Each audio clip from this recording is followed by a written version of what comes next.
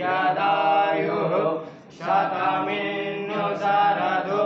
अन्ति देवा जत्रा न सक्रा जरसन्तानो नाम पुत्रासो जत्र पितरो भवन्ति मानो मध्यारिरेकता युर्गन्धोः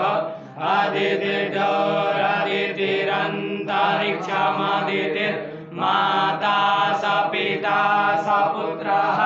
विश्वे देवा अदितिः पञ्चजना